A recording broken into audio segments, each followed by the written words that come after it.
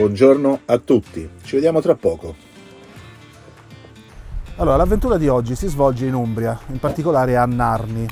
In questo momento sono sotto il ponte di Augusto, sono arrivato ieri sera col mio camper che sta qui alle mie spalle e lo scopo è quello di visitare, di percorrere la pista ciclabile che parte da Narni e si snoda lungo il fiume Mera, che è qui sotto. Diciamo che lo scopo era quello di riprendere le tonalità di questo fiume che io ho visto le foto in estate, è di un azzurro incredibile, probabilmente è la stagione sbagliata, quindi in realtà non vedo questa tonalità, però vediamo come si svolge questa gita, magari è uno spunto per una prossima venuta, magari in una stagione dove questo effetto è più evidente. Comunque adesso partiamo e ci vediamo tra poco.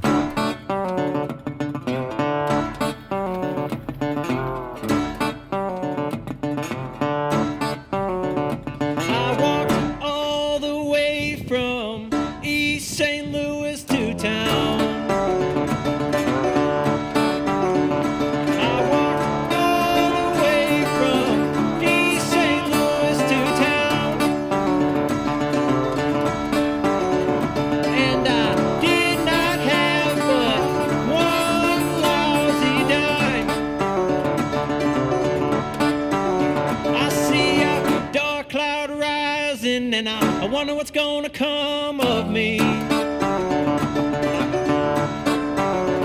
see a dark cloud rising and I wonder what's gonna come of me. And when I die, won't you please remember me?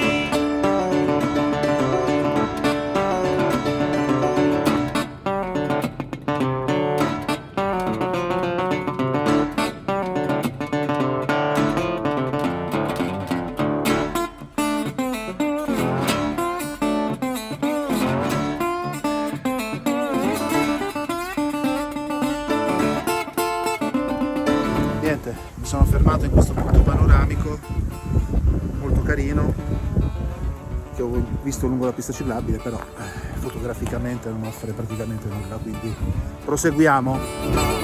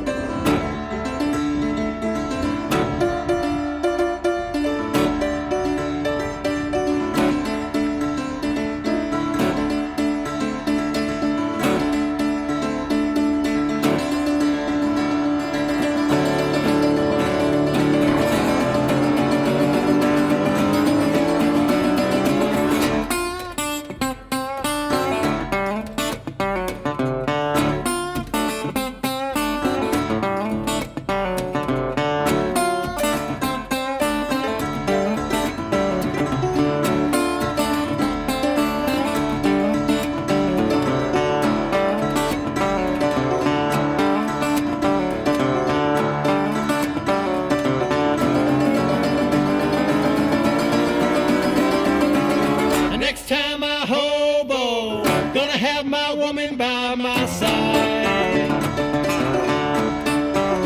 And next time I hobo, gonna have my woman by my side.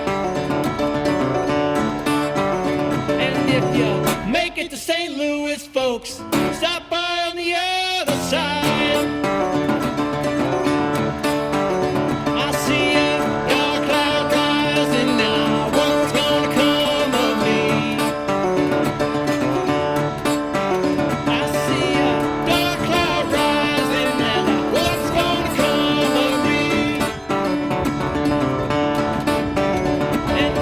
Allora, ho fatto una piccola pausa dalla ciclabile, sono sceso in riva al fiume. Peraltro qui sopra c'è una ex trattoria molto affascinante che rappresenta moltissimi spunti fotografici, non so se ne approfitterò più tardi, adesso vediamo. Invece dalla trattoria si scende con una scala molto breve qui sul fiume e qui ci sono effettivamente i colori che stavo cercando. Molto bella questa piccola zona che si vede che era a uso di chi veniva in trattoria a passare la giornata, soprattutto in estate, in quanto c'è la discesa, poi ci sono dei posti dove sedersi e anche qui dove fare il bagno, una discesa nel fiume dove fare il bagno. Comunque, a parte questo, c'è anche questa bella altalena, questo legno che serve per darsi la spinta e buttarsi in acqua.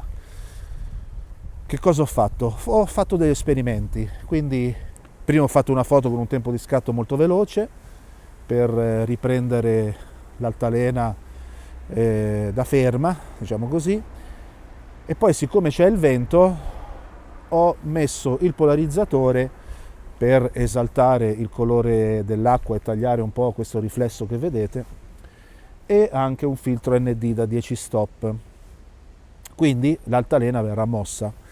Vediamo se è un effetto che ci può piacere, perché l'altalena mossa rappresenta il movimento dell'oggetto, appunto, che è pensato per muoversi, e quindi questo movimento che dà l'altalena potrebbe essere anche molto interessante. Ho sperimentato un po' con vari tempi di scatto e con varie chiusure dell'otturatore, anche con vari ISO, perché forse 10 stop è un po' troppo forte, quindi per non mettere quello da 6 perché sono un po' pigro, ho giocherellato un pochettino con gli ISO e vediamo un po' come viene. Peccato che c'è vento, perché l'intenzione era anche quello di far volare il drone, però si prende quello che si trova, per cui vediamo come sono venute le foto, o meglio la foto che mi piace di più.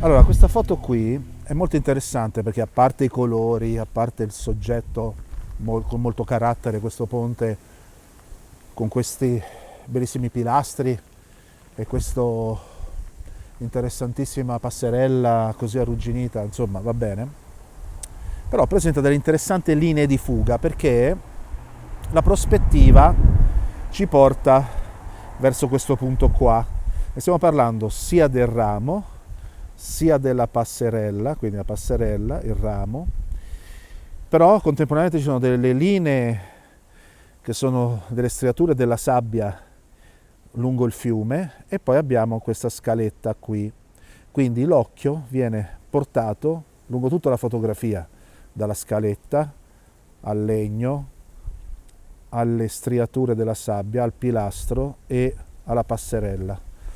Quindi è una delle poche foto che magari non è la più affascinante che esista, però fotograficamente e soprattutto per ciò che riguarda la composizione ha un suo senso ben definito. Poi vediamo com'è venuta al computer, però mi piace, questa foto mi piace.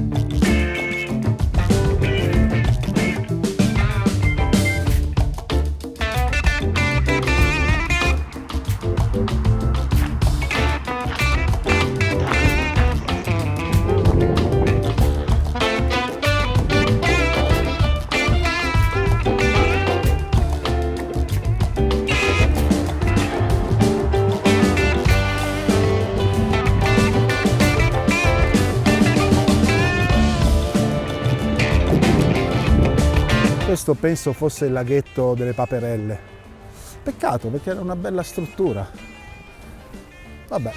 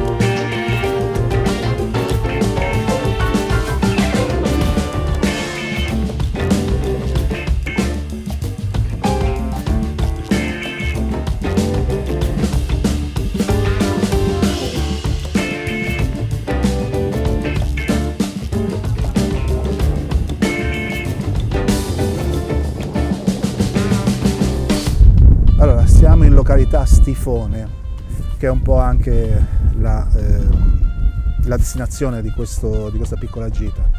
Non penso di proseguire oltre, anche perché da quello che ho capito non ci sono altri elementi di interesse, poi è veramente molto tardi, è l'una,